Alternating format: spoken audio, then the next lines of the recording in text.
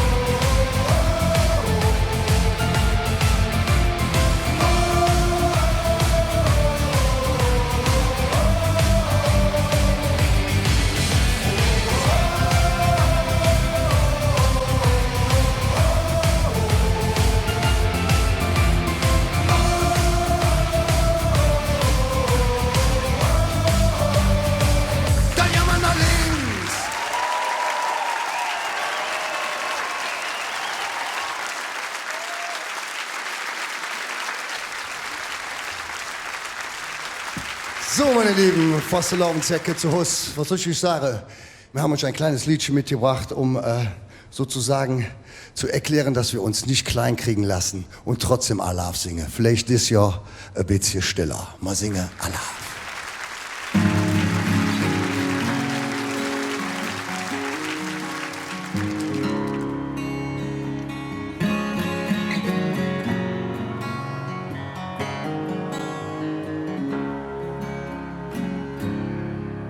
Ziet er als de oorzaak in de welt ook om mij.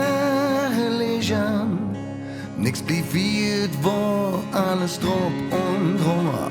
Meine Legen, ein Licht für die Stadt und ein Licht für die Lück, der mir glaube da dran, lebe gut zurück und wir singen alle, vielleicht ein bisschen stiller und das, was da war, geht jetzt bestimmt bald wieder. Komm, wir singen alle, dann sind sie mir verloren. Und wir singen jetzt euch für ein besser Morgen.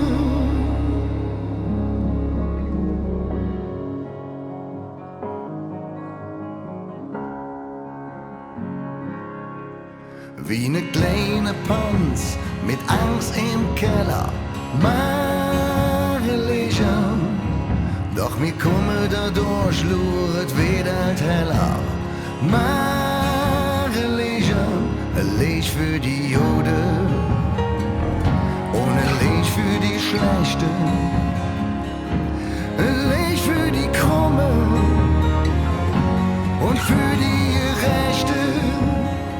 Und ich singe allein, vielleicht ein bisschen stiller.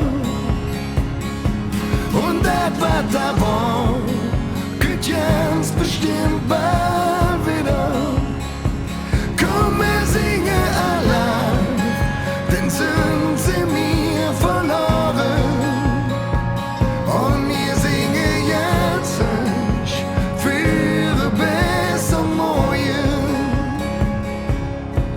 Da wo ihr sungen weht, da lass dich nieder.